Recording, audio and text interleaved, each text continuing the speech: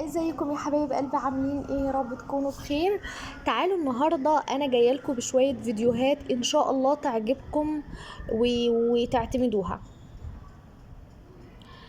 هنجيب اي طبق كده، ده الفيديو الاول. هنجيب اي طبق نحط فيه معلقه كربوناتو، ونحط معاها معلقه ملح. انا حطيت الكربوناتو والملح ورشه ملح ليمون، حاجه بسيطه.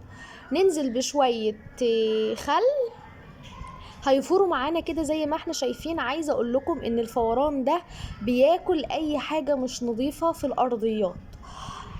حطيت شويه خل، اي صابون عندك هتحطيه. انا ما قلبتش بالمعلقه لان انا عايزاه، الخل طبعا بيفصل الحاجه عن بعضها فبتحس ان هو قطع كده. وكمان عصرت ليمونه كامله. فانا عايزه القطع بتاعه الخل دي بتساعدني ان انا وانا بحطه على فواصل السيراميك بتبقى محتحته كده، بتنفعني، ما بتجريش مني على السيراميك على طول. فلو عايزين تقلبوها وتخلوها تفك خالص زي ما انتوا عايزين. لو وصلتي معايا لحد هنا في الفيديو ما تنسيش تصلي على النبي عليه افضل الصلاه والسلام عشان ناخد الثواب مع بعض. وما تنسوش تعملوا لي لايك. هنا انا حطيت على فواصل السيراميك وهبدأ كده بالفرشة هدي دعكة واحدة كده زي ما احنا شايفين. شايفين المكان اللي انا حطيت فيه ودعكت فيه بقى عامل ازاي؟ بينور. اعتمدي الوصفة دي وجربيها في الفواصل بتاعة السيراميك كلها. هتعجبك جدا ان شاء الله.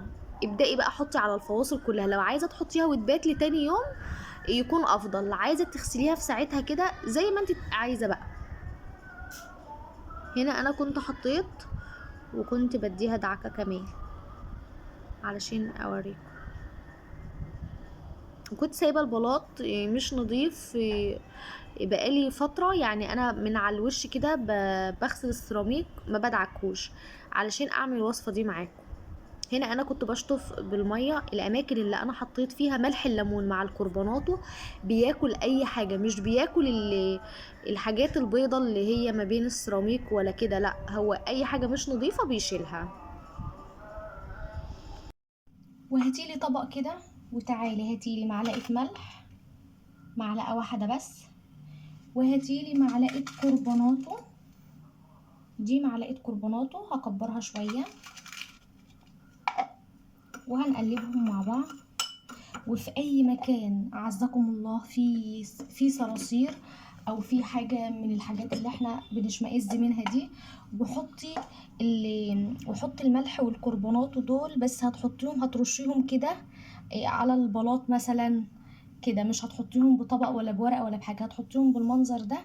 ولو في صرصار او نمله او حاجه من الحاجات دي، عايزه اقول لكم ان انتوا بتصحوا بتلاقيهم ميتين فعلا حرفيا. الوصفه دي للصراصير حلوه قوي، اعتمدوها ان شاء الله تعجبكم. وهاتي اي طبق فاضي او اي جردل يكون موجود عندك فاضي ولبسيه كيس بحيث ان احنا نحافظ عليه ونشيل الحاجة على طول نرميها. وخليه موجود عندك على الرخامة بتاعة المطبخ طول ما انت بتطبخي في المطبخ، وده موجود معاكي بحيث ان انت هتقشري بطاطس، هتقشري بصل، هتقشري اي حاجة هتقشريها هتحطيها في قلب الجردل او طبق عادي، اطباق بلاستيك عادي مش لازم جردل خالص. المهم ان انتي مش كل شوية هتروحي عند الباسكت انك ترمي فيه راحة جاية راحة جاية.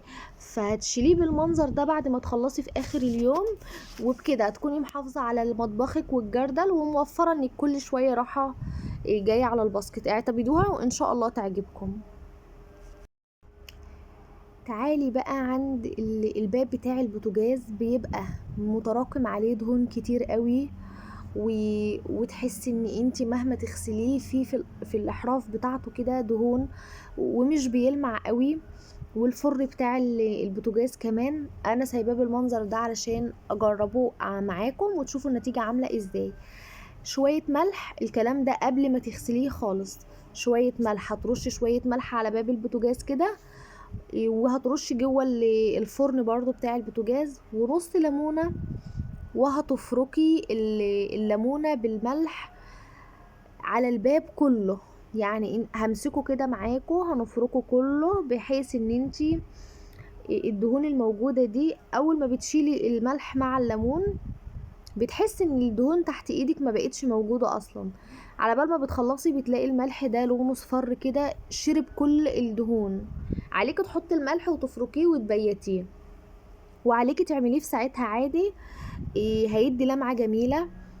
اي دهون واقفة على الباب مش عارفة تطلعيها بالسلك ومهما تدعكي فيها ما بتطلعش بسهولة، هتديها الموضوع ده هيديكي لمعة ونظافة تحفة.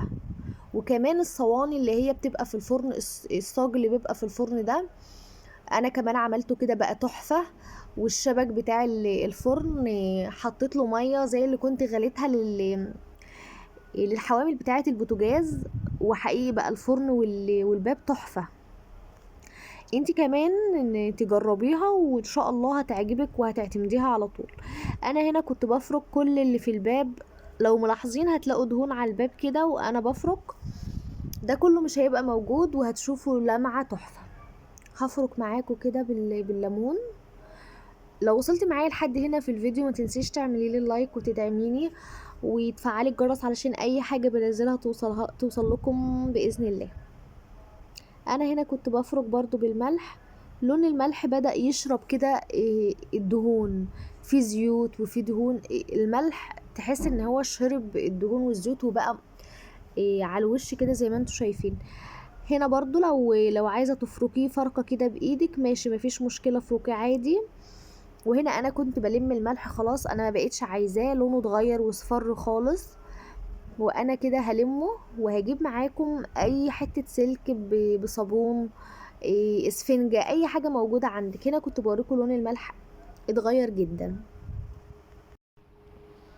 هجيب السلكة وحطيت عليها شوية اريال، انا ما حطيتش عليها صابون، حطيت عليها اريال لان الاريال كمان فيه حبيبات كده بيساعد ان اي حاجة تخرج معايا. فجبت هنا الاريال واديته دعكة على الماشي كده بالسلك علشان لو في اي حاجة باقية تروح، وبفوطة كده وبتلمعيه بتنشفيه بيلمع جدا. لو عايزة اللمعة تزيد عن كده، الفيديو اللي بعد كده لازم يكون عندك ملاحة من دي، مش عشان السفرة، الملاحة دي بنحتاجها واحنا بنطبخ علشان يبقى حاجتنا جاهزة على طول، بدل ما نقعد نعمل ملح ومع فلفل اسمر ونضيع وقت. فانت هتجيبي الملاحة هتحطي 4 معالق ملح على 3 معالق فلفل اسمر، ودول تخليهم عندك موجودين في المطبخ على طول، علشان وانتي بتحطي على الاكل وهو بينطبخ وكده ما يقعش منك فلفل اسمر كتير، ما يقعش ملح كتير، يبقى انتي ظبطت دنيتك. فتجيبي الملاحة كده هتمليها،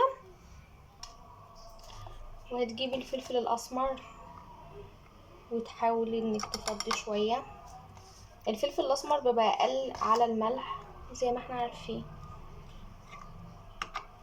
هنحط بس 3 معالق، ودي بتسهل عليا كتير جدا وانا بطبخ وما بتوقعش كتير، يعني انا ما باخدش كمية كبيرة. تقلبيهم بقى مع بعض. انا هنا قلبتهم، ولما بتيجي تاخدي بقى بتسهل عليكي كتير، ما بتوقعش كتير، بتوقع حبة على قدك علشان ما تكتريش. جربوها واعتمدوها، ولازم الملاحة دي تبقى عندكم ومجهزينها في المطبخ للطبخ مش للسفرة كمان. هاتي جردل المسيح وتعالى اقولك، لو مش عايزة تشمي اي ريحة زفارة وانتي بتمسحي البلاط، هاتي مية في الكاتل اغليها او على النار عادي اغليها وحطيها امسحي بيها. صدقوني الوصفة دي تحفة، اعتمدوها ان شاء الله تعجبكم. لو عايزة التلاجة بتاعتك من بره تبقى بتلمع ما تبقاش مجيرة كده، هتجيبي الملمع بتاع المرايات العادي وهتبخي كذا بخة كده، وبأي فوطة نظيفة عندك هتمسحيها هتبقى معاكي بتلمع جدا. بكده اكون خلصت الفيديوهات بتاعت النهاردة، يا رب يعجبكم ولو تاخدوا فكرة واحدة بس من الفيديوهات دي وتعتمدوها. سلام عليكم.